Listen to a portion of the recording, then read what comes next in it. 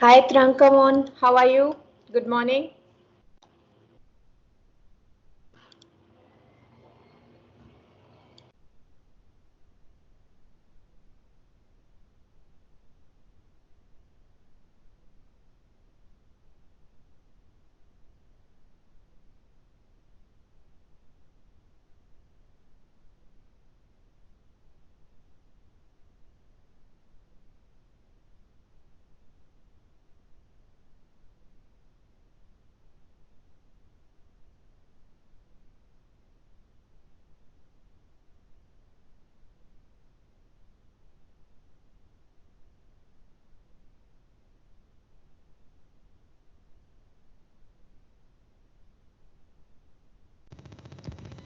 Hello, how are you?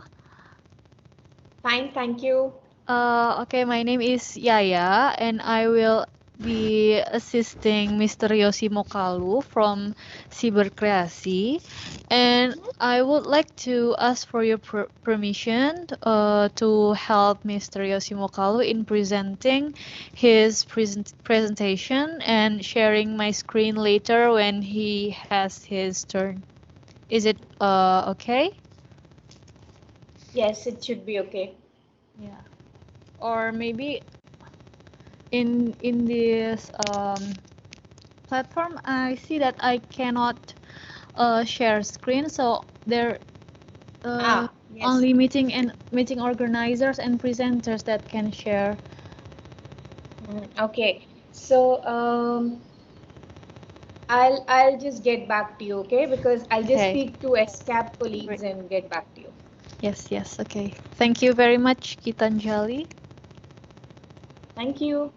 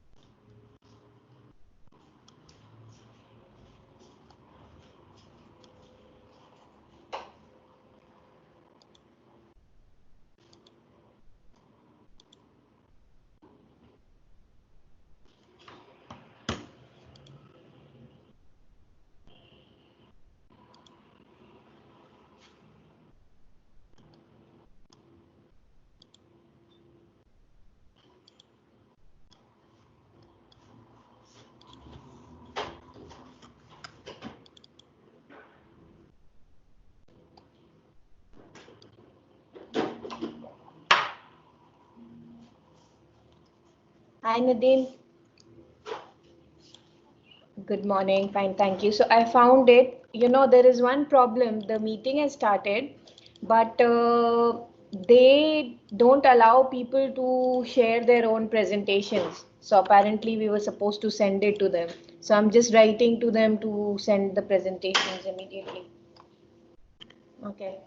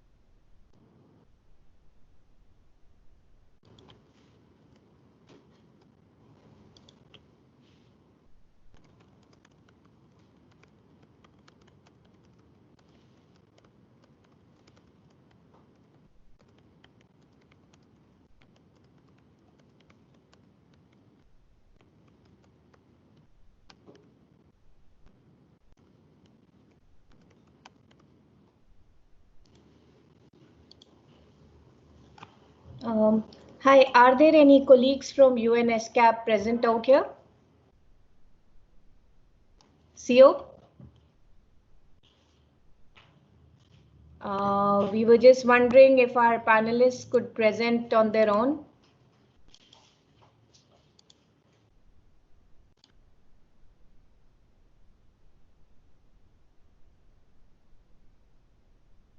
So, dear ladies and gentlemen, thank you for joining us today. Welcome to the annual regional review of the World Summit on the Information Society in Asia-Pacific 2020. As you're all aware, the UN General Assembly overall review on the implementation of WSIS, the General Assembly Resolution A/70/125, invites all regional commissions to coordinate the implementation of WSIS at the regional level. So UNESCAP and ITU, in collaboration with UN agencies facilitating the different WSIS action lines, governments, private sector, civil society organizations, and academia, have been organizing the WSIS regional review in Asia Pacific on an annual basis. So I'd like to please invite Mr. Malcolm Johnson, the Deputy Secretary General of ITU, to provide opening remarks for the meeting. Mr. Johnson, the floor is yours. Thank you, Gitanjali. Good afternoon, everyone. It's a pleasure to join you again today. This time we're live. Unfortunately, I had to record the opening to the meeting earlier today because it would have been in the early hours of the morning in Geneva. Anyway, it's very nice to be with you live this afternoon. And I would like to thank UNESCAP for co-organizing the meeting with us and for its continuous support to implementing WSIS action lines in Asia-Pacific region, which is so important for the achievement of the SDGs. And it's very nice to see the strong commitment of all stakeholders in the region towards implementation of the WSIS action lines, including all the different elements of the WSIS process, such as the WSIS Forum, WSIS Prizes, and the WSIS stock taking. And as you know, we're having the WSIS Forum fully virtual this year.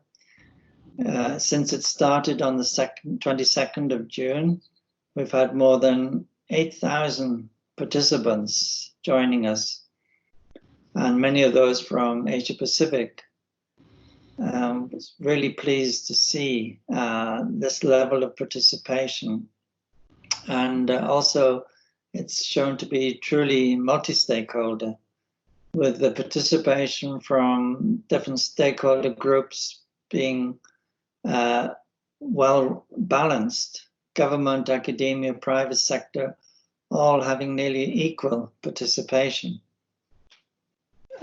This annual review, of course, provides a platform for us to share good practices, foster partnerships, identify regional challenges and opportunities, while strengthening the alignment between WSIS and the SDGs. I'm very pleased that we're joined today by our WSIS Prize 2020 champions from Malaysia, India, Indonesia, Bangladesh, and Sri Lanka. So congratulations to all of you. Look forward to listening to your success stories. So let's all work together to build back better after this pandemic and create a more sustainable world where everyone everywhere benefits from this technology. In the last few years, of course, we've been present in Bangkok for this important meeting. Unfortunately, it wasn't possible this year, but I hope we'll be all there together to meet in person next year. Wish you all a very enjoyable and fruitful discussion. Thank you. Back to you, Gitanjali. Thank you very much, Malcolm. We'll invite all the panelists and participants to please switch on their video cameras to take a photograph of the session before we move on. So colleagues, please do put on your video cameras and look at the camera for 3 seconds. We give you 2 more seconds to please do that. Yes. Gupita, please put on your camera. Siope, will be good to see you as well.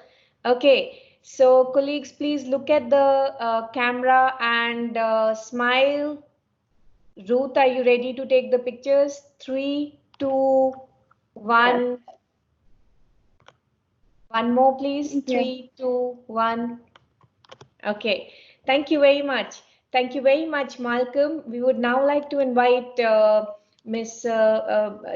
Tiziana Bonapes from UNESCAP. She's the Director of the Information and Communication Technology and Disaster Risk Reduction Division.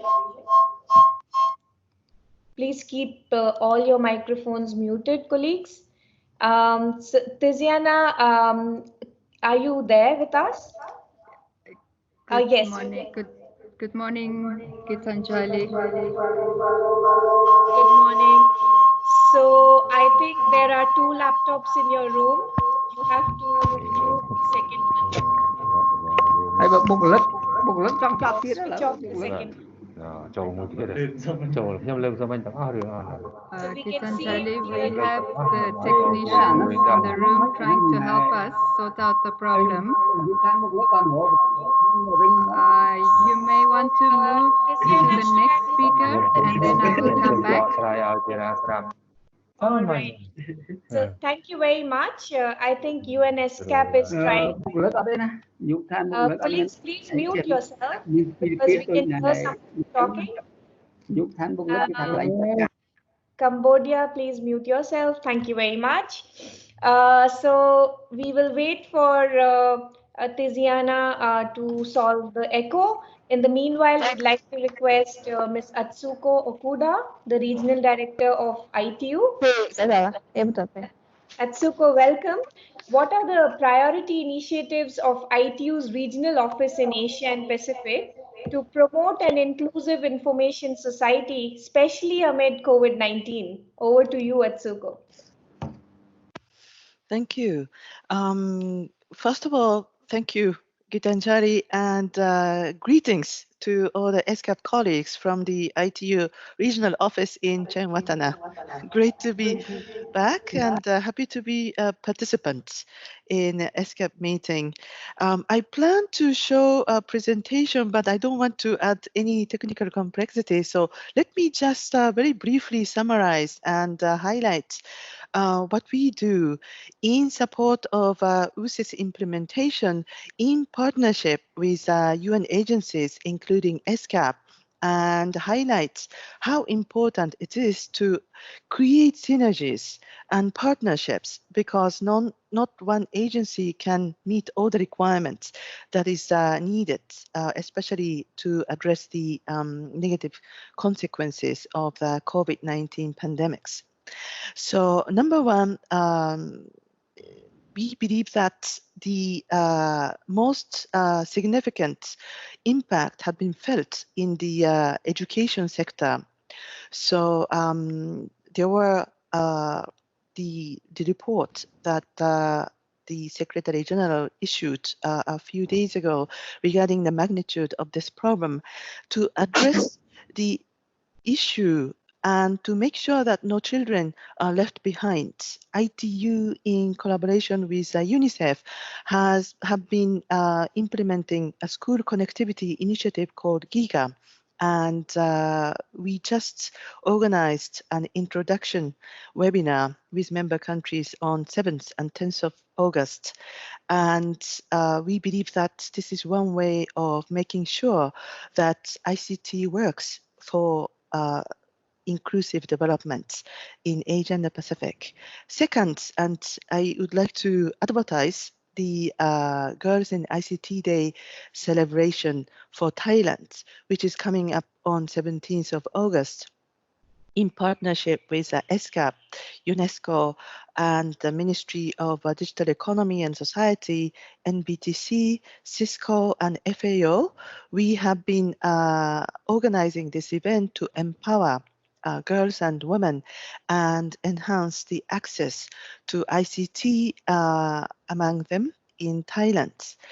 And we believe that the broad-based participation of everyone in information society as well as the digital transformation would be key to overcome the negative impact of COVID-19. Normally, ITU, of course, talks about the work on infrastructure, network, and spectrum management, policy and regulation, which we do. However, we thought that perhaps to answer the question on the important initiatives that we are focusing on right now with partners, we thought that these are the initiatives that we can highlight at the moment. So thank you, Gitanjali, back to you. Thank you very much, Atsuko, for sharing all these important activities, especially the Girls in ICT Day celebrations. As Malcolm also shared with you all in the morning, the WSIS Forum this year has been able to achieve the 50-50 gender balance. So this is great news. Hope we can maintain that till September because we still have a few workshops left. We just want to check if all is okay for Tiziana. Okay, thank you, Gitanjali. Yes, Can you hear me? Yes. Okay, wonderful, wonderful. We've solved the technical glitch. It seems to have something seems to have happened over the lunch time, but now we're back well connected. With thanks to our technicians who solved the problem for us. So Mr. Malcolm Johnson, Deputy Secretary General of ITU, members of the steering committee of the APIS, and all other stakeholders that are joining us today, a very warm welcome to this review, WSIS Regional Review, which is taking place together with the fourth session of our Asia-Pacific Information Superhighway Steering Committee meeting. We're meeting recognizing that we are in a very difficult situation at the moment, and we have a number of challenges. But through this digital platform, through our digital connectivity, we are very pleased to be able to organize this regional review and provide a structured platform for information sharing and the collection of regional inputs on the implementation of the WSIS action lines. This year, given the unprecedented severity of the pandemic, we have somewhat scaled down our initiatives and our at least the time that we have dedicated to this meeting. Nevertheless, we have, I think, shown that we can have fruitful and productive discussions in partnership with the ITU and others who have been very strong supporters of the Asia-Pacific Information Superhighway initiative.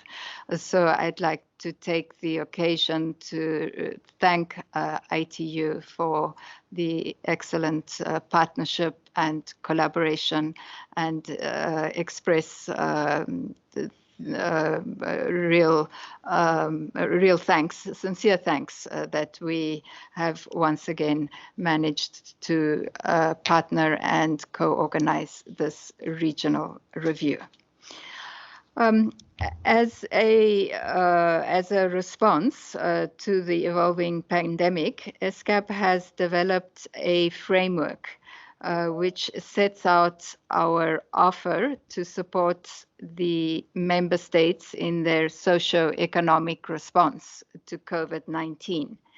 And two of the work streams of this framework are particularly relevant to WSIS implementation.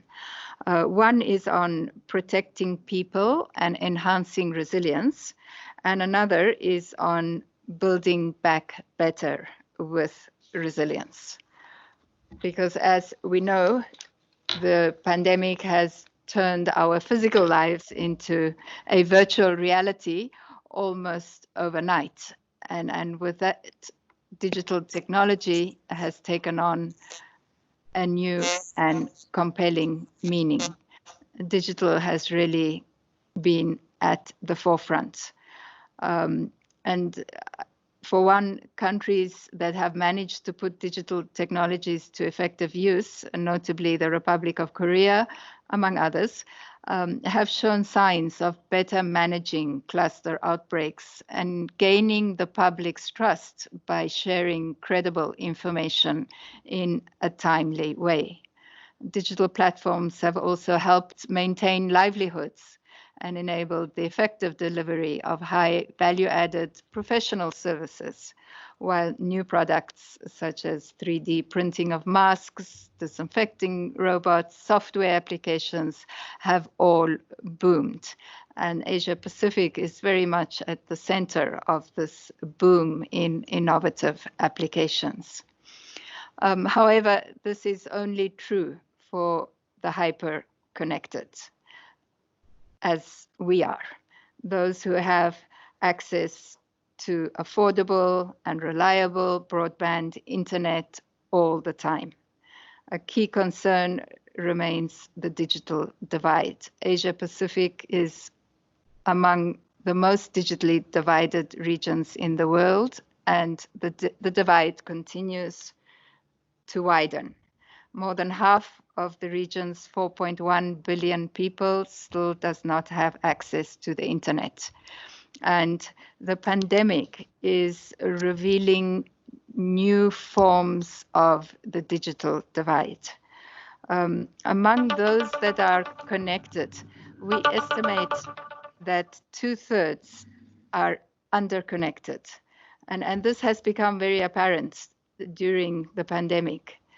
Latency, speeds, affordability have all impacted negatively on those that are underconnected, those that rely on 2G, 3G, and those that do not have high-speed internet at home have been in a particularly disadvantaged situation because their reliance on internet from the workplace or their reliance on internet from the home has de-linked them from the knowledge exchanges and the content-rich exchanges that have been transacted over the internet during the lockdowns.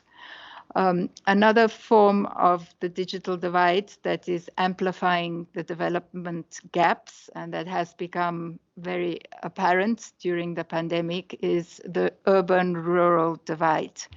As millions of migrants have returned back to their villages, the lack of digital connectivity in rural areas has further reduced their ability to maintain livelihoods, their ability to participate in economic and social life. And additionally, as economic growth is decimated, as countries begin to show negative economic growth that is as high as 7 to 10% by quarter in some countries, we can expect millions more to be pushed back into poverty, and the affordability of the internet will once again become a limiting factor for many. So these are issues that are of concern, and through the Asia-Pacific Information Superhighway initiative, UNESCAP is calling for a big push in infrastructure investments, a big push that is a scaled up and accelerated investment in infrastructure. But besides the supply side, there is also a need to invest in people, to invest in digital literacy, to invest in the policy and enabling regulatory environments. So these are all aspects that we will be working on as we move forward over the next year and as we implement over the next decade of action for the implementation of the SDGs. So, ladies and gentlemen, allow me to conclude by saying that UNESCAP and partners, notably our partner, the ITU, will continue to support our member states in the region on the implementation of the WSIS regional review for a sustainable future. And we are also looking forward to your participation in the third session of the Committee on ICT STI, which will be held from 19 to 20 August. And then we're also very pleased that UNESCAP, as one of the co-chairs of the UN of the UN UNGIS, the UN Group on the Information Society, will convene a session for UN regional commissions on 7 September during the WSIS forum on the WSIS review. So thank you once again. Thank you very much, Tiziana. It's nice to see you, and we really miss being there in the UNESCAP building. We are missing you as well. It's very lonely here. You know, there are only 4 or 5 of us, and we are all sitting very far apart from each other. We miss you. But we were waiting for next year, and next year we will be back together. Definitely. Thank you. And thank you to UNESCAP for not only being a co-chair of the United Nations Group on Information Society, but also leading the Regional Commission Group of WSIS. So you are actually the chair of that group as well, that will convene a meeting as part of the WSIS forum soon. So thank you very much. We'd now like to invite our WSIS Prize champion, Mr. Lee Hee-sung. He is an associate fellow, National University of Malaysia. Sir, could you please tell us more about your project, the Global ACE Scheme, Center of Excellence in Capacity Building and Lifelong Learning, and how can we work together to generate mutual benefits? Over to you.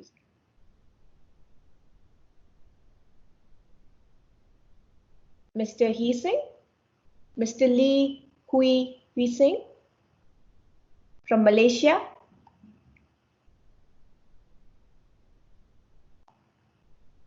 Okay, he was there in the beginning, but we seem to have lost him. He's there, but he's muted.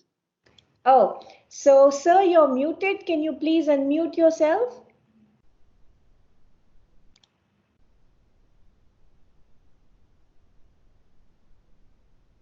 Request you to please unmute yourself. We cannot hear you.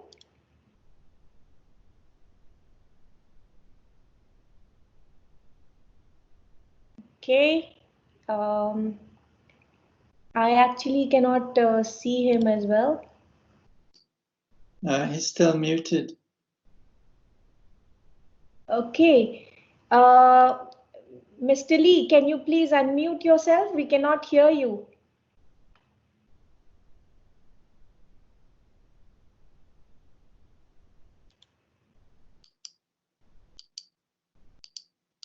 Okay, there seems to be some problem. Mr. Lee, we'll come back to you. We'll move on to Vineet Kumar, whose project is also a WSIS Prize champion this year.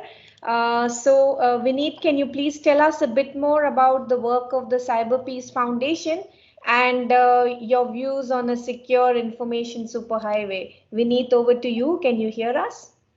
Yes, Gitanjali, thank you. And Please again, go it's ahead. a pleasure to be here. Well, I have a presentation, but keeping the time in mind, I prefer to speak. So Cyber Peace Foundation, again, is a grassroots NGO as well as a policy think tank working on different aspects of cyber peace and cyber security. And we have four major vertical. It starts with outreach. We reach out to everyone, people of all age groups, all gender. We talk about women, children, senior citizens. We reach out to everyone. The other important vertical is the research and innovation vertical, where we have the centers of excellence. In fact, started spread across India now. In fact, in Africa and other places also, it's starting up, where we actually discuss about the problem that the cyberspace has, and then we come out with the solution. How, in fact, the technology will have the solution for the problem that cyberspace possesses. So that's the research and innovation vertical, where we keep doing organizing online safety competitions, hackathons, to again solve the problem that the cyberspace has. The third, but a very important vertical, is again policy and advocacy, where we apprise the policymakers, in fact, multilateral organization, again on certain things, so that the decision making becomes easy. And now recently we have started with something called as the cyber diplomat, where cyber diplomacy is something where we are writing articles, blogs, and again making people and countries more and more aware about the cyber diplomacy aspect. And connecting all the three verticals, we have something like Collaboration and Connect, where we reach out to individuals, we reach out to organizations, and again hold some sort of collaboration with the individuals and organization to actually strengthen the pillars that I mentioned earlier. The whole idea is to again crowdsource cyber peace and cyber security. Now in the era of again COVID-19, where work from home and online schooling is the new norm, again we work to create a sustainable world where everyone benefits from technology. Having said that, some of the recent activities that we have done, again, some of them focus again to bridge the digital divide. One of them, as I speak, there's a pilot initiative going on with the Andhra Pradesh government, where we have been running an entire month on cyber peace and cyber security. We have partnered with various UN agencies and tech companies, again, to solve the problems of the cyberspace. Cyber Peace Force, again, is a volunteer-driven initiative where we have today, in fact, we have volunteers from 28 countries across the world, and the number is growing. The whole idea is to create a sustainable group of peacekeepers in every state, where they can take the message of cyber peace and cyber security in their communities. We have again been working to create a Cyber Peace Cooperation Council, where again we wish to reach out to ITU and different working groups, to share the concept. And recently, again, we have launched the online safety competition with the help of the HRD ministry here in India, with the National Crime Records Bureau. It's actually a consortium of the law enforcement, of the government, UN agencies, and the academia together to actually make children, we start from children to the senior citizens, again, aware on different aspects of online safety. So these are some of the things that we have been doing. And a couple of suggestions again, like how do we secure the information superhighway? Though this is my first meeting, please pardon if I have if I'm repeating something, but a certain point that I felt I should make a mention is, first and foremost, innovation alongside progressive and enabling policy environment. Companies, academia, and individuals need to be incentivized and motivated to design innovative solutions in cybersecurity and scalable technology. Second is to promote privacy and security by design, making this part of legislations and policy in some manner.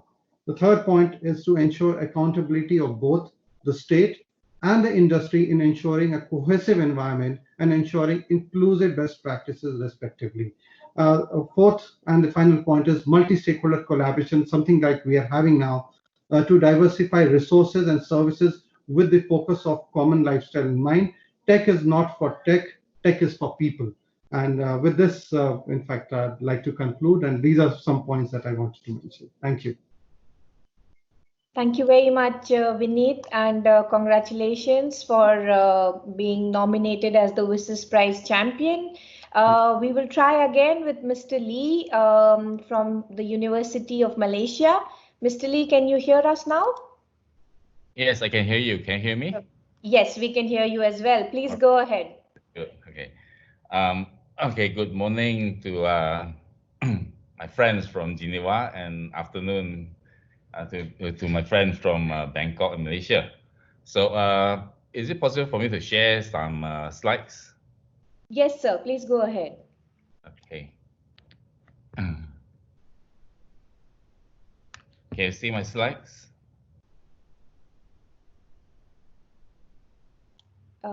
We do not see anything yet. That's strange. What's wrong with this?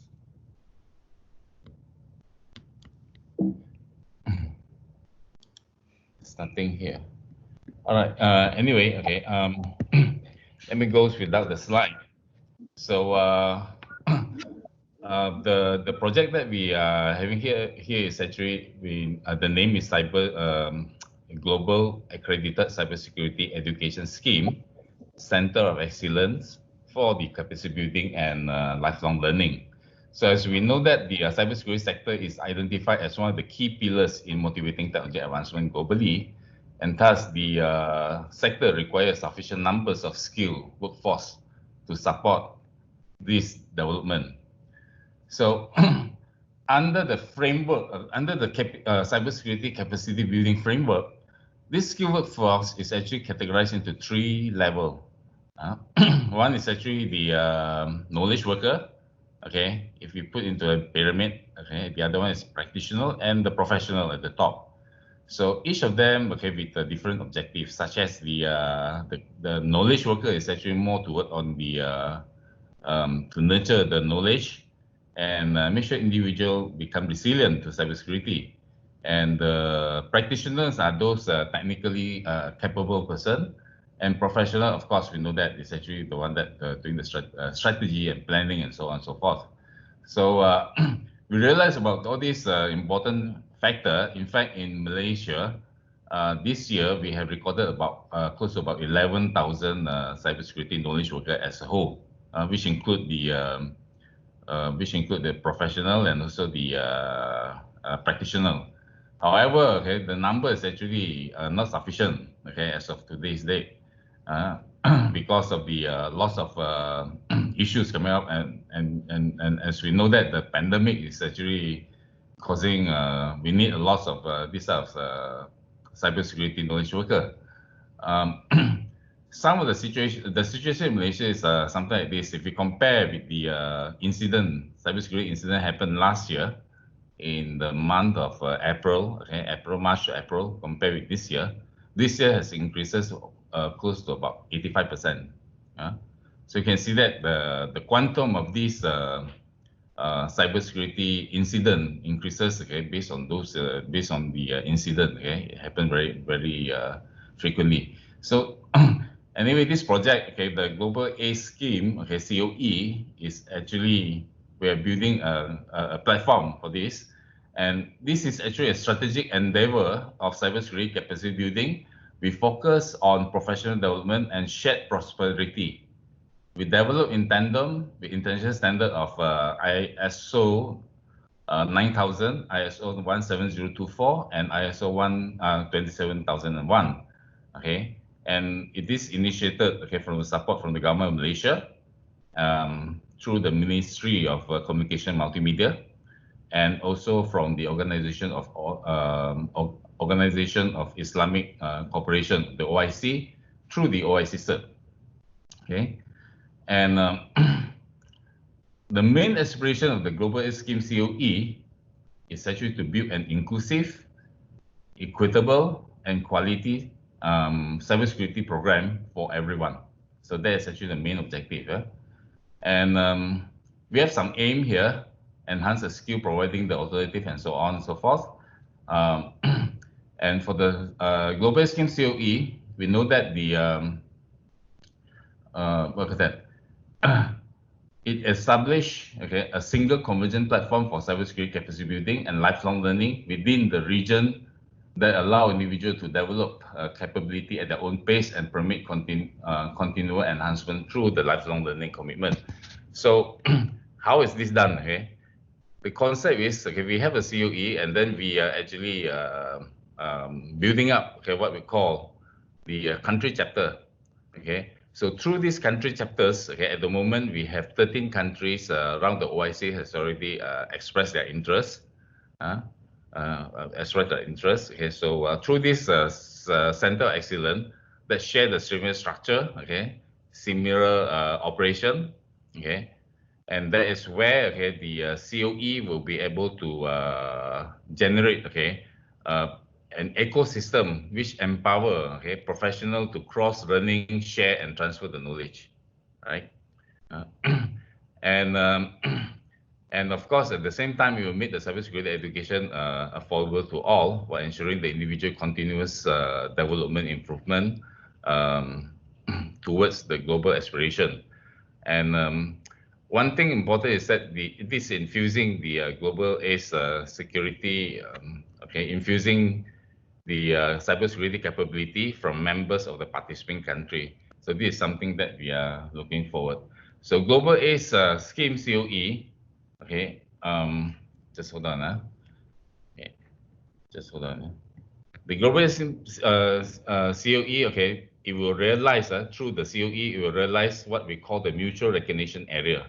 Now, in terms of the knowledge, skill and attitude, which is can be translated into the syllabus and the professional examination, then the credential, the trainers as well, and also the training program.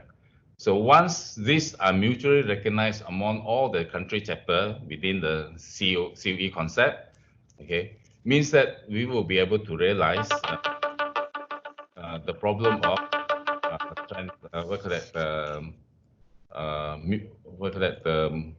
the staff movement within the nation.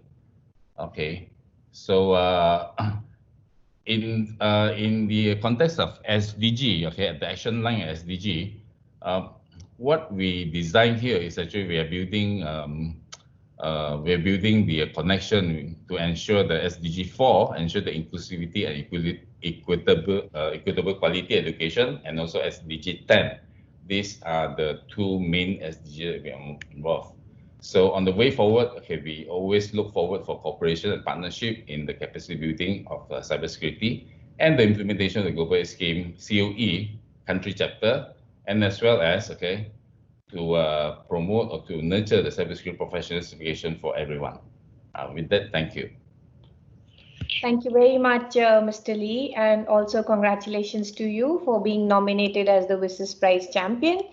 Now we move on to our next speaker, Ms. Nini Wang. She is the founder and CEO of Pine Tree. So Nini is here because we are trying to highlight the importance of ICTs in older persons since 2 or 3 years, and we initiated a track on ICTs in older persons along with the Global Coalition on Aging. We have been discussing different aspects. Yesterday we had a workshop that highlighted the aspects of data collection and automate AI with heartbeats, and so it was really interesting, and it's amazing to know what all is happening all over the world. So last year we also brought this discussion into the WSIS review in Asia Pacific. It was really well recognized. The importance was well recognized. So Nini, over to you. You're representing not only your own organization, but also the Global Coalition on Aging out here today. So over to you, Nini. The floor is yours. Thank you so much, and greetings from Beijing to all the friends and participants, organizers here. I think we have all witnessed how much our world has become even more connected. And during COVID-19, a lot of services have become impossible without internet connection. Last week, I went to the hospital with my mom, who is about 70 years old, for a neuro issue. And nobody was admitted into the hospital building if he or she could not show on his or her mobile phone this health code or health pass. So everybody had to do that, including all the elderly. And some of them have just got their first smartphone and barely able to get the app to work. So they had to stand outside the building and have some hospital staff help them to set this up before they can even get into hospital. And nowadays also for everybody to have access to public transportation, to go into restaurants or markets, shops, they all have to show this health pass. And that's been happening so fast since the COVID-19 situation became pandemic everywhere, across China first, and then in many more countries.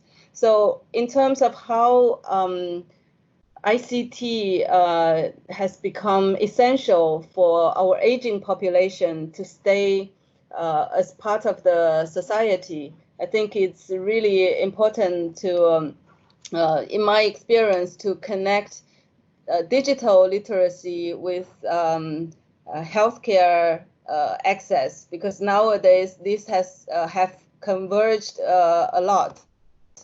I'm going to speak about 3 points that are connected to this topic. First is how the digital literacy is connected to health, because nowadays a lot of people, due to social distancing and even lockdowns, have to stay at home or stay away from other public places. How do people keep socially connected, mentally stimulated, and also physically still part of a community, is very much dependent on how well one is connected to the internet or to the virtual world. And as our population age and expect to live longer and longer, it has become even more critical for our senior population to get connected either for the first time or stay connected using fast developing technology. So for most people to stay healthy already requires us to become connected and to understand the new normal during and after the pandemic. And second thing is, nowadays, as I also am on the Council of Global Future Council of the Future of Health and Healthcare, we see in 2030, which is in 10 years' time, the health and healthcare will become greatly developed around telehealth, mobile health, and everything that has to be provided under the assumption that people are not going to be running around different health providers, but rather stay where they are and get access to health consultation or health services, and have all the healthcare related products, like there are medications or even some of the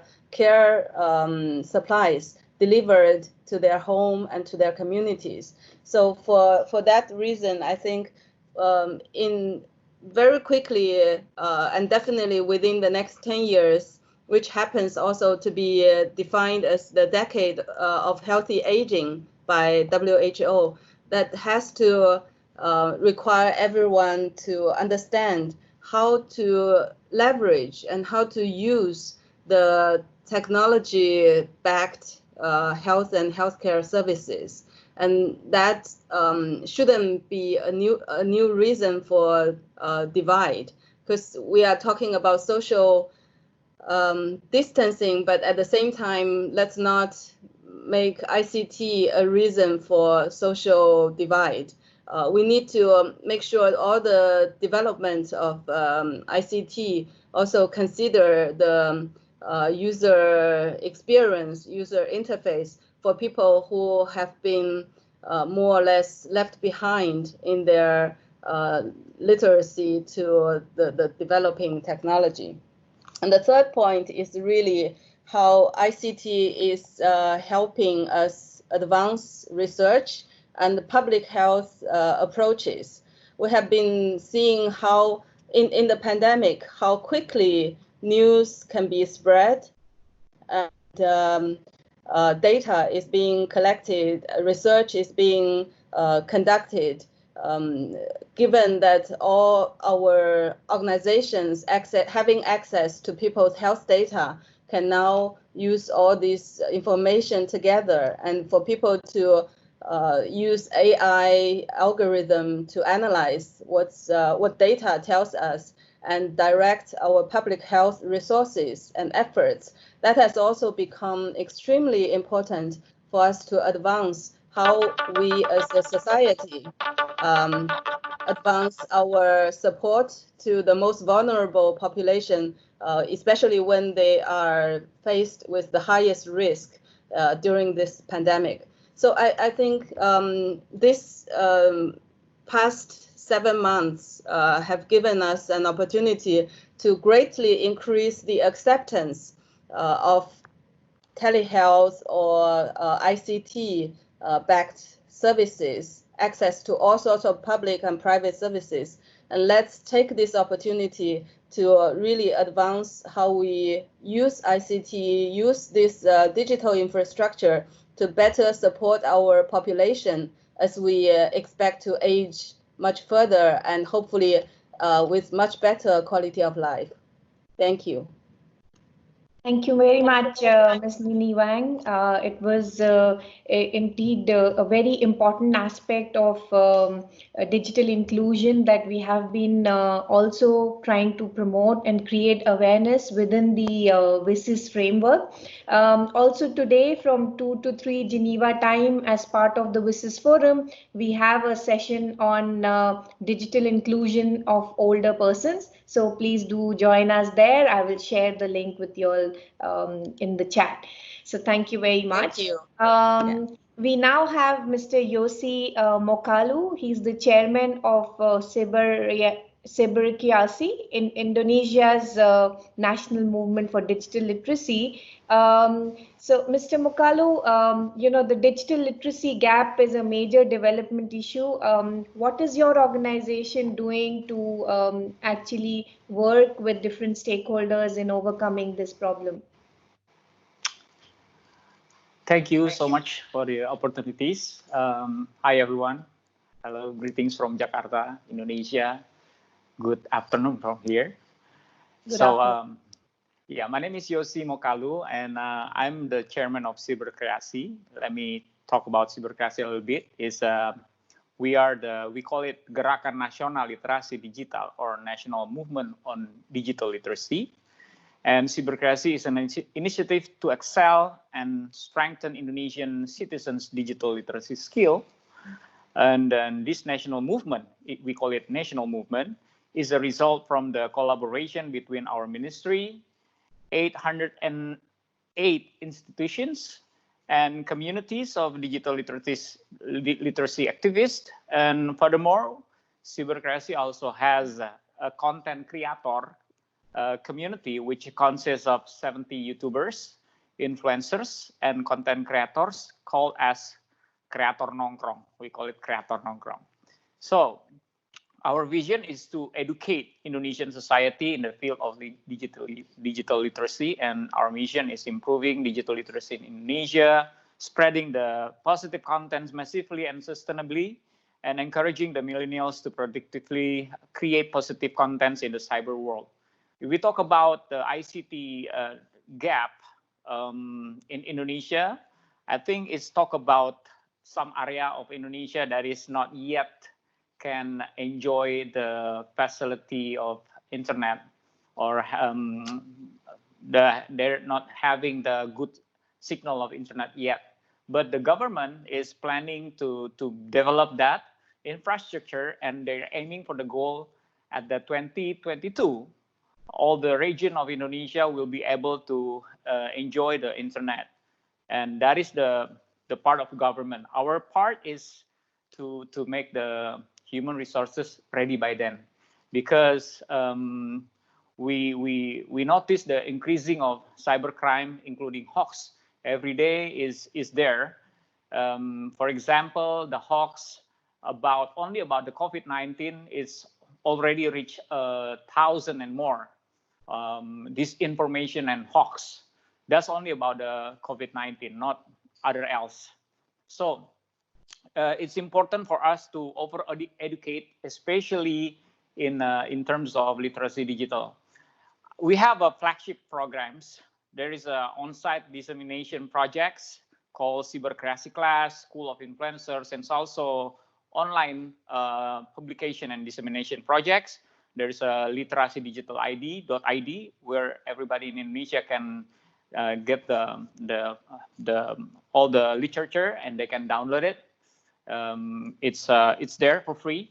We have also Cybercreasi virtual class with Cybercreasi Hangout online. The challenge is when the pandemic starts, we cannot do the programs on site anymore. We have to migrate to the online program. So all the class and all the projects have to be online. This is the challenge for us, because some areas still they find it hard to adapt to it, because maybe even though the government trying to facilitate them, even though the telecommunication company also facilitate those areas, giving them the cheap price for the internet, but still because of the school has to be going online, not everybody can prioritize the digital literacy. So the solutions for that, we have a lot of stories and people and communities that also see how the local people adapt to it.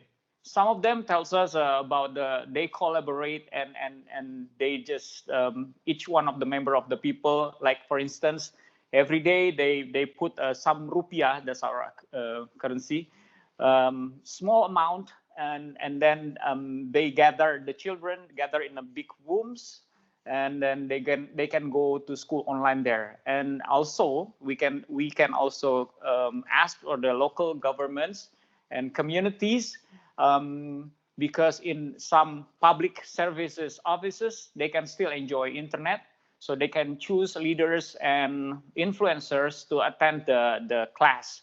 So from them we can not only educating, but we also empowering, we motivate them to be also include to teach the digital literacy, because we can only do our part, and Indonesia is such a big area.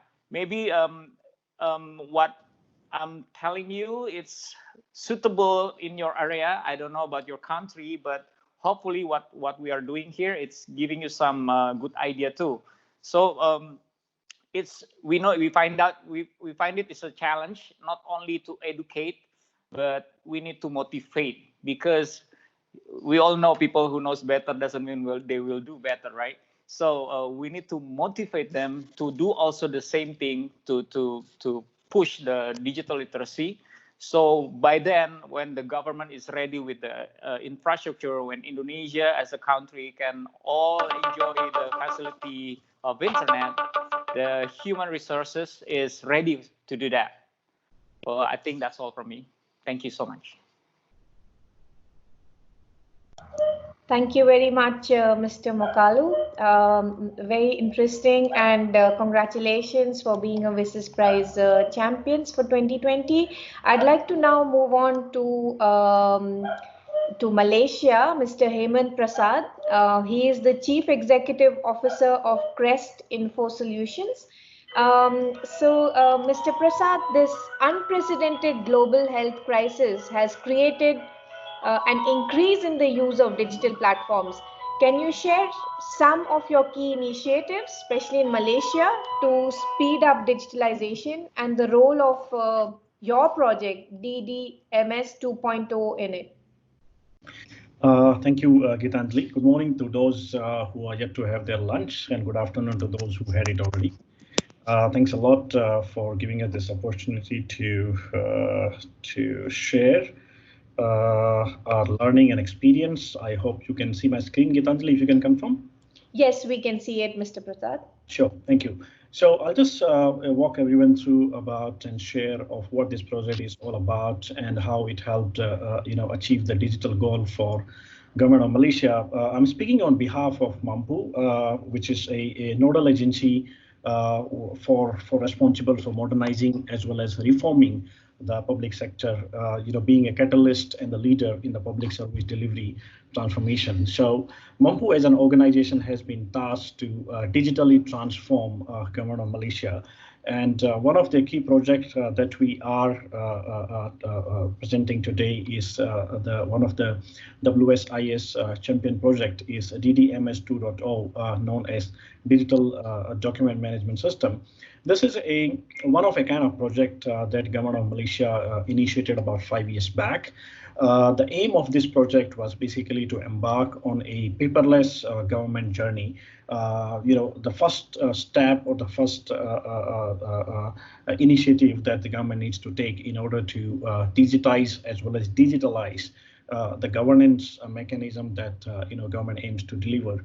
As you can see on your screen, there are certain mechanisms, there are certain features and functions that this particular systems offers. In nutshell, in a summary, what DDMS 2.0 aims to achieve is to reduce the uses of physical paper within the government decision making, thereby digitalizing the entire operations for the federal government. What are the key features for this and how it helped DDMS basically even during the pandemic time? As you can see that the system was actually hosted in a private cloud by Government of Malaysia and available 24/7 to the staff. So even during the tough time that we have during the pandemic time, it allowed the government staff across various ministries as well as agencies to actually access to the information, make decisions, and fulfill their duties towards the citizen. What it does is basically a complete automation of the record cycle. So whether there is a communication, any sort of a proposal within the government that need to be captured, to be managed, the information needs to be disseminated, across government. MAMPU allowed, or this platform allowed all these agencies to actually collaborate and share information in a digital manner. Providing a centralized records management across all agencies.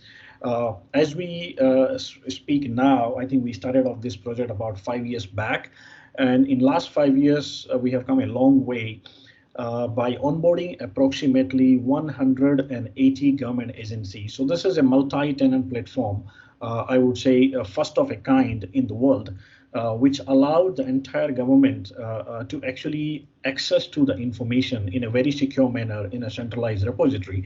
So DDMS was able to eliminate the silos of the information that usually the government agencies tend to have. So the uniqueness about this project was actually to segregate all this information on a single platform and enable dissemination of the information within a single platform without the need of either duplicating the information or without the need to physically translate, print, and scan, etc.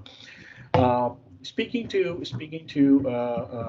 the access or basically following the standards, DDMS is basically an MS ISO 16175.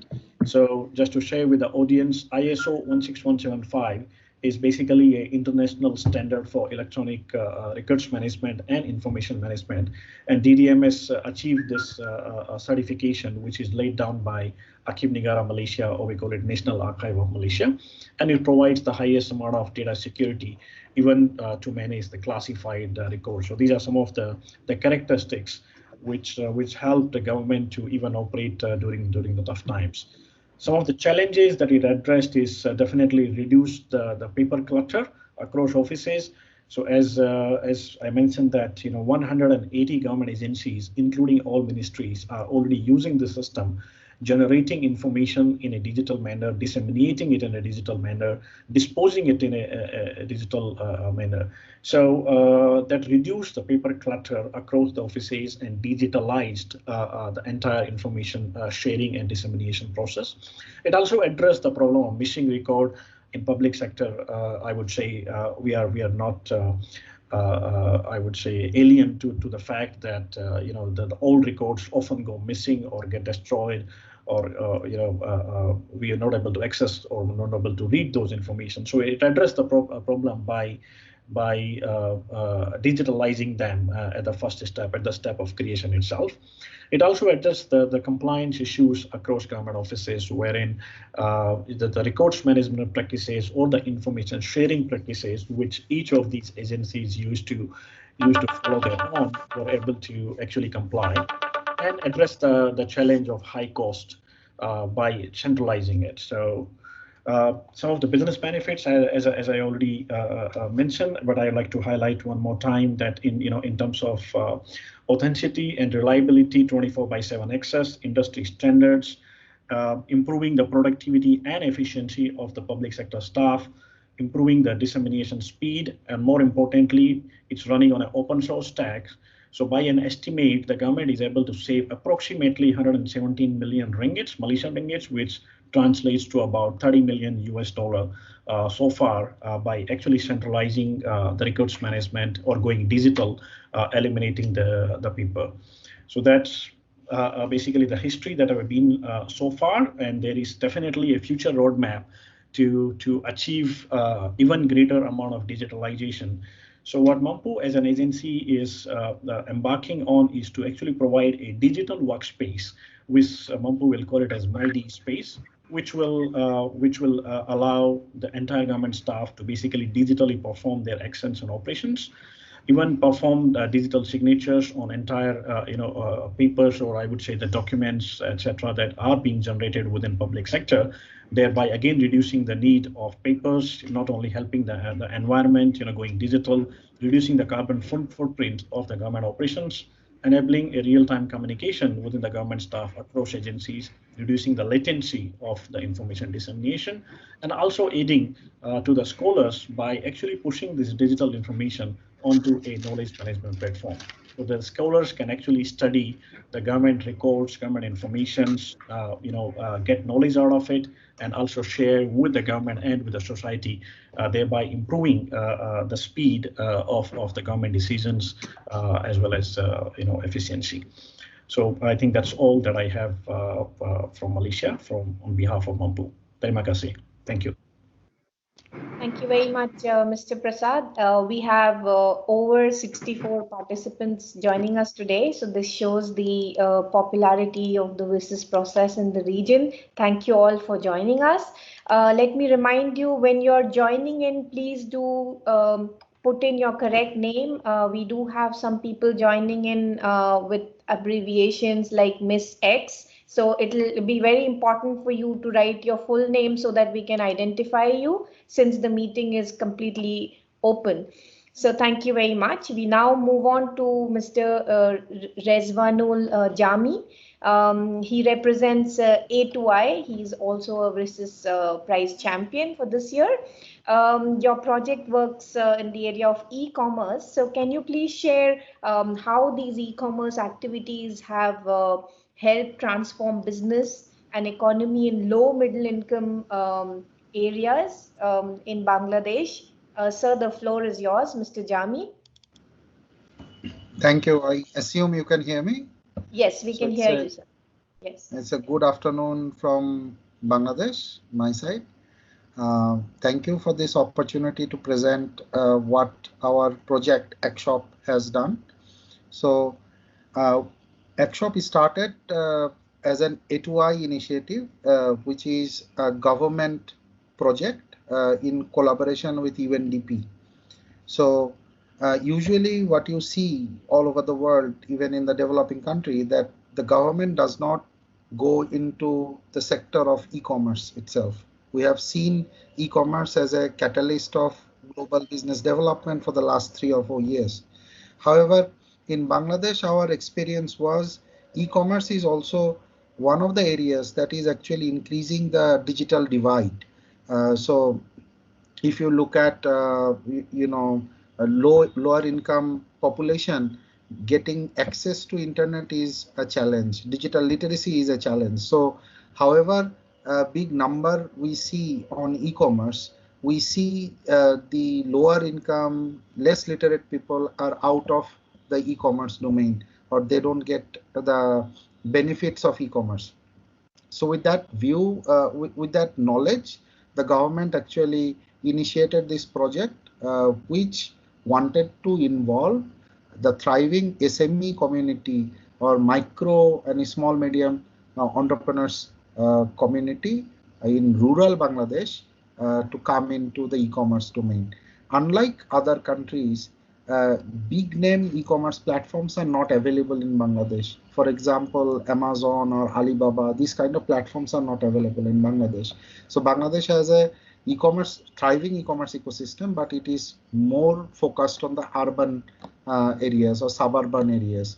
So our studies have found that almost 70% of the population in Bangladesh actually lives in rural Bangladesh, where they have connectivity, they have less digital literacy. However, they are completely out of the e-commerce domain because the logistics don't allow for them to participate. So with that view in mind, what we started doing was we created a single aggregation platform. I think this is the first of its kind in the world, where we connected all the e-commerce partners, not only Bangladesh, e-commerce platforms not only in Bangladesh, but also globally. So Amazon, Alibaba, QV, all those regional platforms are also connected into Ict. And on the other hand, we connected with all the logistic providers into this platform itself and all the payments providers into this platform. So it became a big aggregator. And then rather than going directly to the consumer and the producers, we created an assisted model. So the government has introduced the creation of digital centers all across the country. So we have local government set up all across the country, almost 6,000 of them. We call them digital centers. So what these digital centers are doing, they are equipped with internet, they are equipped with devices like computers, projectors, scanners, and everything. And the government actually invested in creating that infrastructure. And once that infrastructure has been created, we actually leveraged that infrastructure to take e-commerce service through that digital center. So suddenly we started in 2018, and over the last 2 years, almost 6,000 places have started providing Ict services. So imagine a rural producer who produces, let's say, handicrafts. Previously, their only access to the market used to be selling to a middleman, and the middleman then aggregates it, sells it to a big shopping center or big brand or even e-commerce. So this digital center setup actually made it possible for a rural producer to just go to a digital center. The digital center helps them take picture of the product, write down a decent description of the product, and then upload into Ict. And what Ict does, this platform then automatically uploads that product into Amazon, Alibaba, and all the local big e-commerce platforms. So from a consumer point of view, who are sitting at urban areas, they don't need to know about this platform at all. So they just go to their usual e-commerce platform and get access to all those rural producers. So that was a big sea change that happened over the past 2 years. Till today, almost 2 million customers have been served, and I'm very happy to tell you that this Ict model through UNDP, we are actually trying to replicate this model in different countries all across the globe, in developing countries. In Malaysia, we have already started Ict Shop operations. In Singapore, we have already started Ict Shop operations, where we are targeting the migrant workers, because if you look at Malaysia and Singapore, a large pool of migrant workers actually work there, and targeting them and bringing them into the e-commerce domain actually brings their earnings into a legitimate fold. On the other hand, during COVID, actually we understood another mastery of this platform, so to speak. Because a large portion of the country was in lockdown, logistic was also hampered. The emergence of hyper-local services came about. What is hyper-local service? So, for example, I want to get access to groceries, but I can't go outside my home. So the grocery shop may be only 200 yards from my home, but I can't go outside, right? So how do I order online or order through a digital mean, but that order reaches that grocery shop or that product comes to me from a grocery shop? It's a different way of managing e-commerce itself. So what we did during COVID, we took a pivot and we actually registered 115,000 such shops, small shops, all in rural Bangladesh, into the platform itself. So in one hand, this provided the shops as an inventory management aspect, also centralized the whole ordering system. So Ict Shop, actually we tried to do a testing of how much we contributed to the national economy. So the MSME sector actually provides almost 1.2% of the national GDP, and Ict Shop now is poised to provide a significant portion of growth, including in that sector itself. So that's all from me. Thank you for this opportunity. Thank you very much, Mr. Jami. It was really interesting to hear about the e-commerce solutions, especially in COVID-19. We would now like to move on to skills development and digital skills for the youth. Poornima Meegammana, Director of Youth Development, Shilpa Shaurya Foundation, Sri Lanka, is with us here today. Poornima, congratulations for being nominated this year.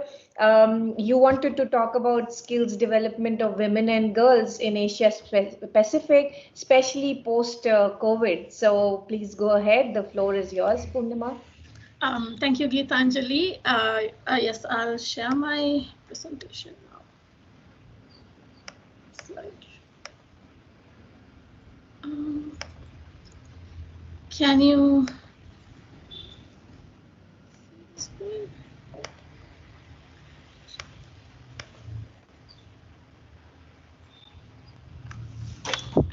Yes, we can see your screen, Poornima.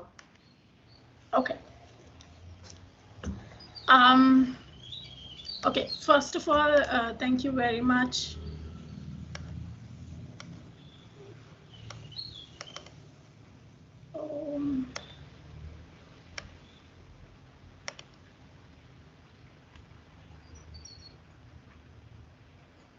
There is.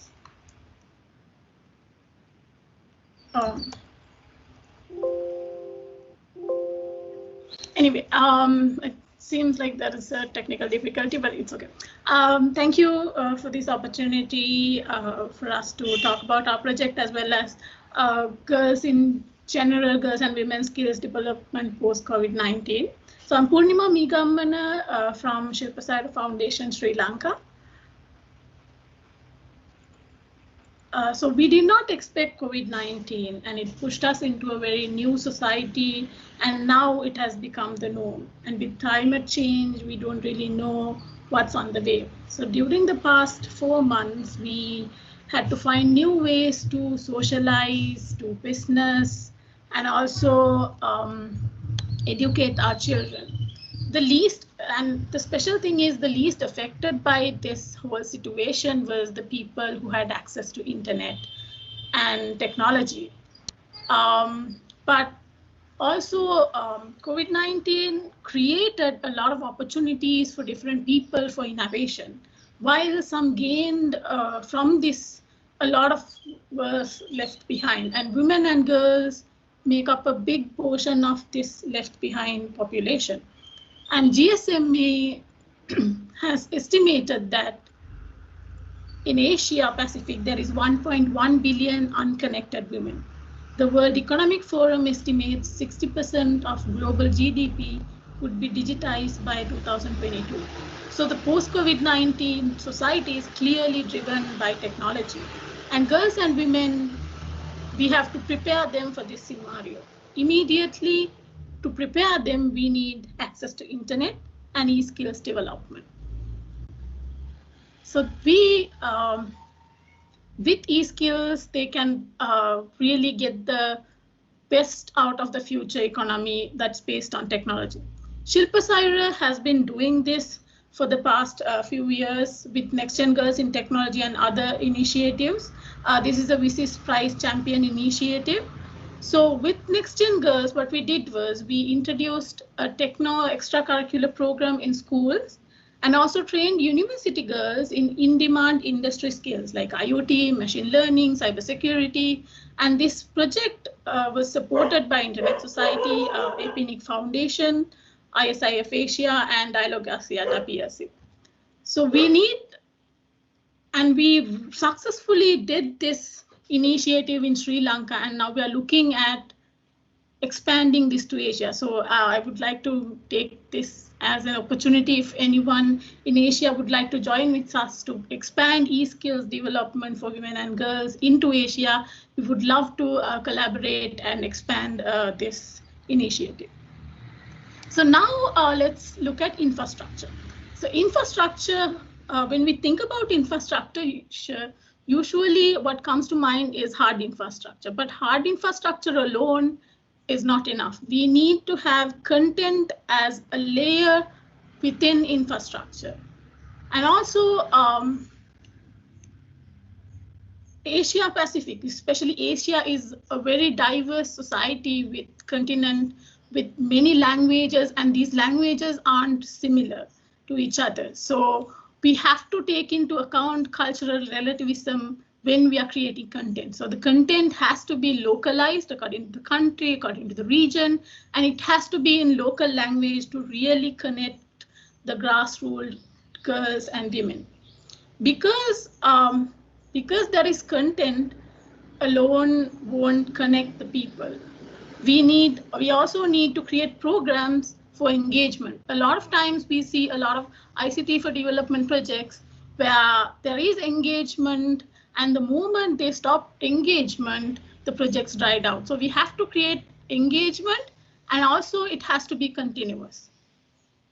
So a good example is Shilpa Saira's work. So I joined Shilpa Saira 14 years ago as a small girl, and there were continuous efforts with different projects, different approaches to keep us engaged and learning technology. So as a result, I am here speaking to you today. So that is a very good example of continuous engagement creating results. So finally,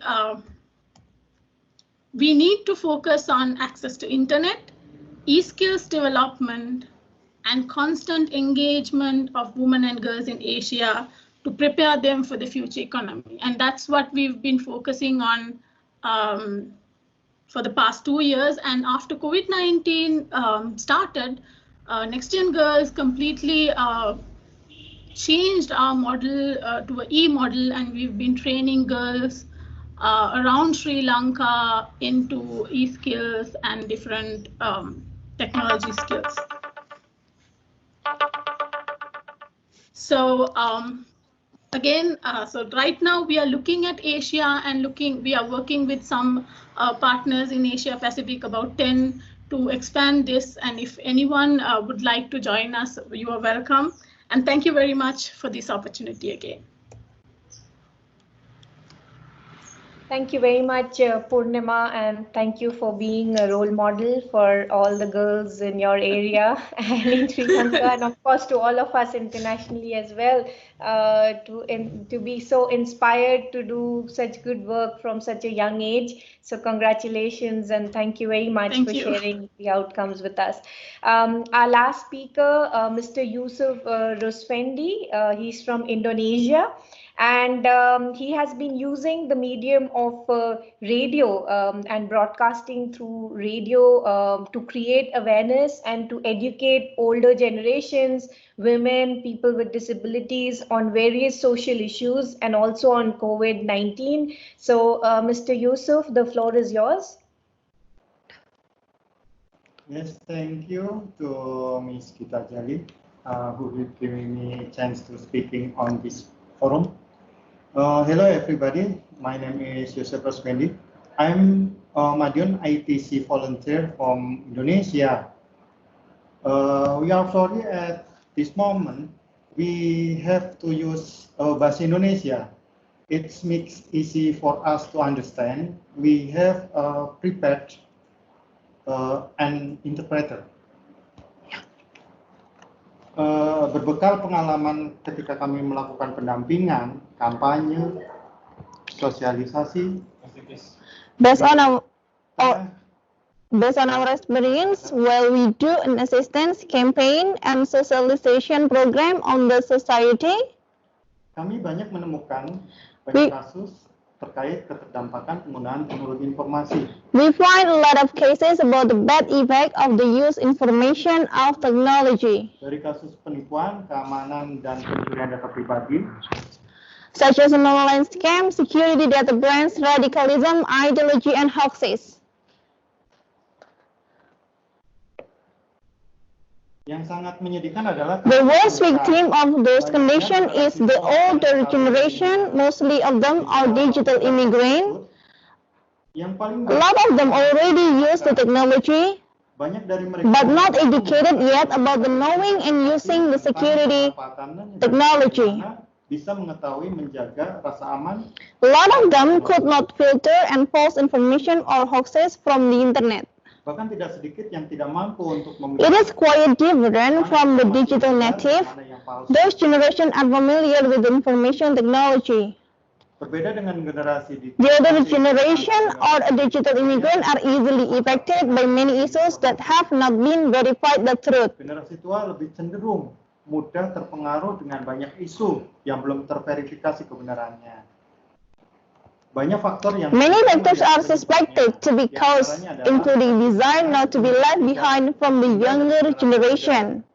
Ingin diakui, they want to always exist on social media, selalu up to date dan sekedar eksis. And they want to recognize as a profession information technology but not educated yet. Itulah yang sebetulnya membuat mereka rapuh. Mereka punya potensi sebagai bagian yang ikut menyebarkan informasi hoax, intoleransi. The last reason is making them to be fragile group of the condition. They potentially take part on spreading hoaxes, intolerance, and online radicalism ideology.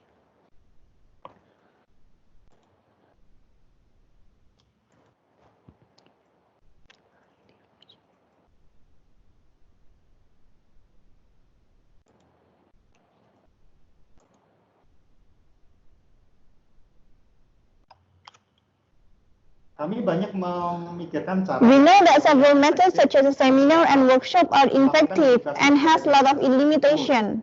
Kami menyadari. Because of that, metode seminar we are trying to think the formulating effective methods to educating this generation, especially methods that rely down on the issues. Through a lot of discussion, we decided to collaboration with conventional media strategy. In the media is radio. Itu adalah radio. Meskipun selama ini hidup dalam tekanan. Even though in this time we live in our audiovisual media era, such as the television and internet, tetapi radio siaran, but audio media like radio is still on the golden or even platinum era. Bahkan zaman platina.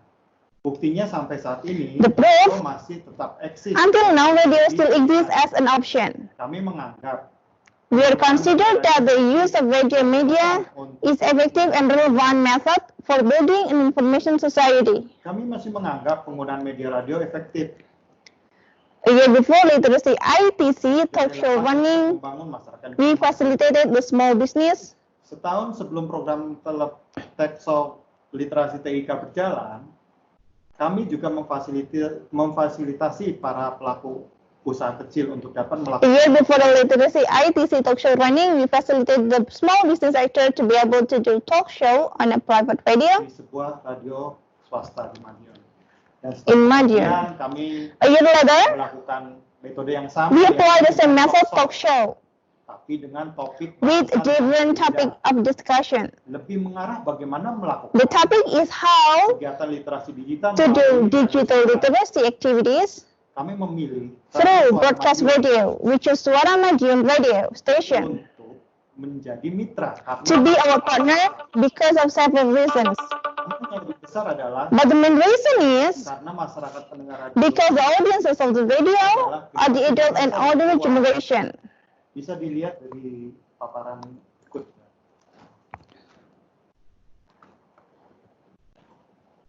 Selain target sasaran pendengar, kami besides talking about the audience, we are focusing on several subtopics. Subtema yang diantaranya adalah UMKM Go Online. The subtopic are about UMKM, the micro and media economic unit, Go Online, digital literacy, digital parenting, kami mengambil and digital education. Dari the speaker are people who work and active on those issues. Menciptakan obrolan bukan the objective of this program is to build a discussion with several issues, tapi juga more than a socialization. Tidak ada keharusan. So there is no need for an expert. Tapi lebih bagaimana membangun. But rather how to build a space for discussion between speakers and listeners. Kami berusaha. We are trying to create shared study room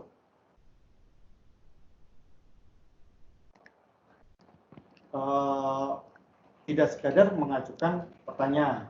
Through this radio media. Ada pendengar setia kami. A lot of listeners took part to sharing. Yang rutin ikut andil dalam lewat telepon. Their opinion and input. They are not just asking questions. We have a lot loyal listeners who take part on the show by phone. Dia tunanetra dan berjenis kelamin. She has disability to see, but she is quite active to give an opinion in the talk show. She enjoyed the keroncong music, which is playing on the show. One day, she not just give an opinion or asking the speakers, but also show to us and other listeners the way how to access the information from her gadget. Besides the listeners, there is a speaker who has paralyzed because of polio. Dia bercerita bagaimana dia mengelola. She taught us how she manage her micro business as wayang puppet crafter. Dan dipasarkan. And how she does the online marketing. Memberikan semangat. She gives the other women and people with disability the spirit of trying to improve their standard of living by using of technology. Dengan memanfaatkan teknologi secara baik. Sebagai penutup. In this presentation, kami yakin. We are sure semua pihak yang ikut terlibat pada that everyone who's involved with the show are very proud because they could join to share information and inspiration to a lot of people. And we want to say thank you very much for this support. Thank you. Thank you. Thank you very much, sir, for sharing all the innovative digital applications and services that you have been conducting and doing in the local area. So thank you very much. Can we please ask ESCAP if we can have 5 minutes more to see if there is anything from the audience? COP, do we have 5 minutes more? Tiziana? Gitanjali, the COP is waving and nodding, so please okay, thank you go ahead. very much. Thank you very much, Tiziana. So you could raise your hands, dear ladies and gentlemen, if you would like to take the floor. Please go ahead. We had a very interesting multi-stakeholder panel where we heard from different stakeholders about their activities. I see that there is a raised hand, but somehow I'm not being able to make out who has raised the hand. Oh yeah, it is Pianchuk. Please go ahead, Mr. Pianchuk.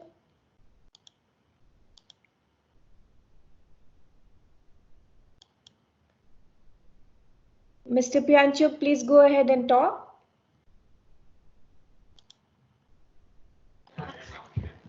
Okay. First of all, I would like to congratulate our WSIS Pi champions to 2020. Thailand would like to share that Thailand has been implementing initiatives that are in accordance with the WSIS action line, especially action line C2, information and communication infrastructure. The government gives high priority to developing digital infrastructure to ensure availability, accessibility, and affordability of broadband internet service to all Thai people. Referring to the year 2019, Thailand was the winner of the WSIS Pi 2019 in the category of information and communication infrastructure of our village broadband internet project or Net Pracharat.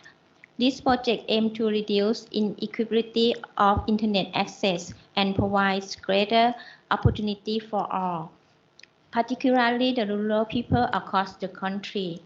Currently, 24,700 villages are already being provided with the fiber optic network. The number of Net Pracharat registered users up to now amounts to nearly 5.8 million, an increase on average 200,000 users per month. This successful project keep expanding and lead to another initiative called Digital Volunteer. We form a volunteer network, recruit locally to help and teach people in the community on how to harness digital technology in the most effective and efficient way, such as learning about credibility of information and knowledge, suggesting basic data analytics and raising awareness of online trade. This initiative will also promote the digital literacy in Thailand.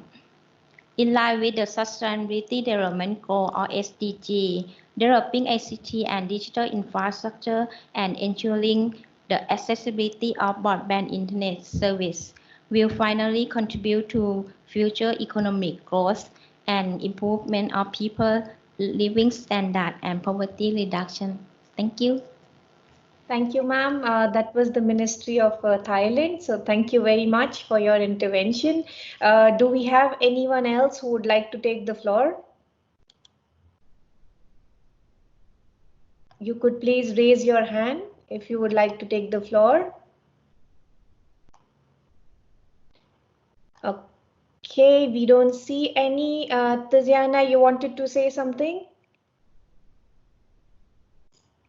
Not really, Gitanjali. Okay. I'll be saying something perhaps as a wrap up in the closing. Sure. I think since we don't have any hands raised, maybe I'll invite you, Tiziana, and Malcolm. I think Malcolm is still with us to please close the meeting. Please go ahead, Tiziana. Oh, okay. All right. So thank you. Thank you very much, Gitanjali. And let me start off by very warmly congratulating all the WSIS prizes winners. It was really a fascinating session. I was really fascinated, first of all, by the multi-stakeholder aspects of all the presentations, but perhaps even more so by the wide range of initiatives and how very different approaches have been followed to bring services, digital services and digital applications for the benefit of people, but also for the benefit of the environment, our planet, our common heritage. So this wide range of approaches and this diversity was really fascinating. And then also the way that partnerships were tapped into, and some of them, were particularly innovative. And so I will refrain from identifying, particular areas, because I think every single one of the initiatives had its own merit. But just once again to say that it was really, I think, a very encouraging set of actions that have been taken, and we also look forward, I think, to hearing more about the implementation as the year goes by, and we look forward then to meeting again in a year's time. So with those words, Gitanjali, I'd just like to thank you once again, and thank Malcolm Johnson in particular for all the support and for having had the opportunity to co-organize this event with you. We look forward to our next joint event, which is the Thailand International celebration of girls in ICT. That will be 17 of August, as Atsuko mentioned earlier. And so we look forward to joining hands with ITU at that event again.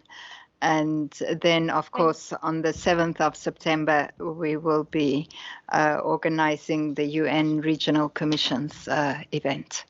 Thank you very much, Tiziana. And just to correct you a bit, they are still WSIS Prize champions. They haven't won yet. So the winners will be announced only in September. So it's all a secret till September. Oh, I see. I was under the impression that the prizes had been given out, but no, they're all a secret till September. So the suspense is really high. So all of them are still champions. Okay, so thank you very much. I think they all deserve to win by now. Yes, we have 80 champions and only 18 will win.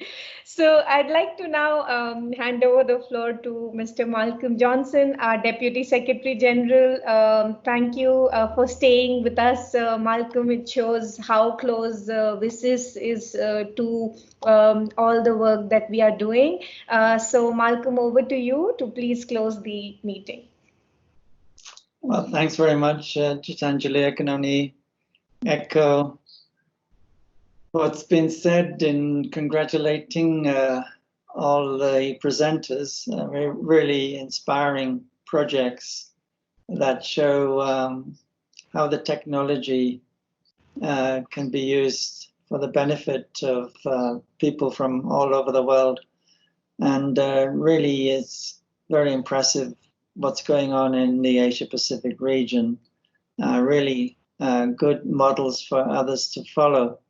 So I'm sure there will be many winners from those we've heard of today, this afternoon. And very nice to see so many of you virtually. Of course, it's a shame that we can't join Charawat in the UNESCAP building, looking all very lonely there. So we look forward to being with you next year. Let's hope we get a vaccine soon and we can return to normal life.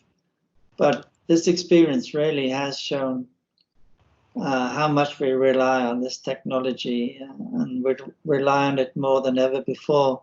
Now, a lot of things we have learned from this experience that will benefit us in our work and in our family life as well. I think in ITU, we've been working from home now since the end of March, and we've been able to continue all our activities. All the work of ITU has continued. So it just shows that we don't necessarily have to be traveling to work every day. We've seen that that the pollution levels around in the cities is reduced tremendously. Even in Delhi, I heard the air is clear. So just shows that we can be much more sustainable in the future if we learn from these lessons and become more sustainable. So the end of this pandemic will allow us to socialize more and meet up more, but we should remember that we've been able to be much more sustainable through the use of the technology. And it was very impressive to see what some of these demonstrations from the champions. And Gitanjali knows how much I'm trying to get ITU paperless, so I was very impressed with Malaysia achievements in particular. We have to become more paperless, and it's very difficult in these organizations, especially in the UN type organizations where we have a long history of working with paper to move to paperless. So that was very impressive. And also many of the others, without going through them all very, very impressive. So I'm sure there'll be a lot of winners there. Let's look forward to all meeting up in person in Bangkok next year. But in the meantime, look forward to seeing you again virtually. And thanks very much for all your tremendous contributions towards WSIS implementation.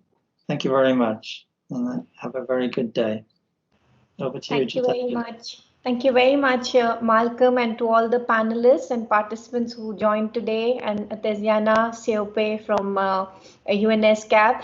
Could we please do a photograph again for our records? And we will definitely share it with UNESCAP as well. Colleagues, can you please switch on your cameras and look at your camera once more? So, Tiziana, we need you. Oh, you're going closer to the camera. That's good. Okay. Oh, so Tiziana has disappeared. We can see Ministry of Thailand. Thank you, ma'am. So Nini, if you can please switch it on for 3 seconds. We lost Tiziana actually. Okay, so we'll just take it now. So 3, 2, 1. Thank you very much. Thank you all, and we are closing the meeting now. Thank you. Bye-bye. Thank you, Gitanjali. Thank you, everyone. Thank you. Bye-bye. Oh, Tiziana is back, so maybe we can do one. No, Tiziana, we missed you in the photo, so we are going to do one again very quickly. Okay, colleagues, sorry about this. So 3, 2, 1.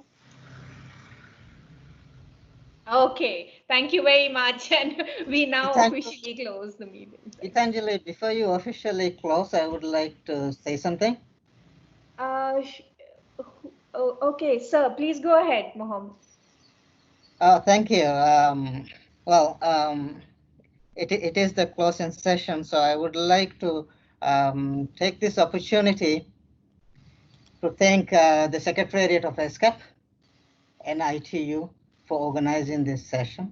I was very fortunate to be invited to actually chair the session, and I found that the enthusiasm and the drive for digital development is very much alive in the group we have here, which I found very, very, very hopeful in a very dire time.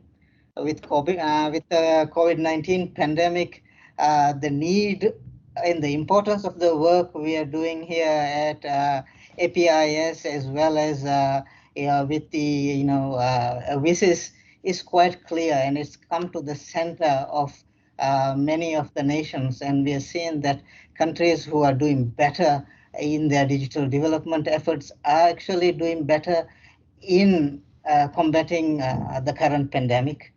So it is definitely on us to expedite what we are doing here and to take all these discussions into meaningful action, so that we can actually move towards building resiliency into our communities and making sure that digital development is truly inclusive development that that prepares us not just for this pandemic. Actually, something even greater is happening as we speak. We are talking about the climate crisis that is already happening. We are talking about climate refugees. So resilience should be key, I think, and I was very, very glad to hear that the next version of APIS will have a clear component of building resilience into societies. So I look forward to that, and we will be here to help and work with UNESCAP and ITU. And with that, I would like to, as I said,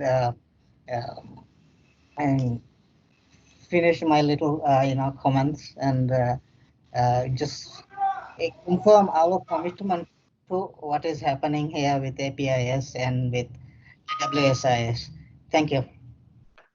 Thank you, Mr. Sharif from Maldives. Thank you for being with us right from the beginning of the session. Thank you very much to all the participants, and we will now say our formal bye-bye to everyone.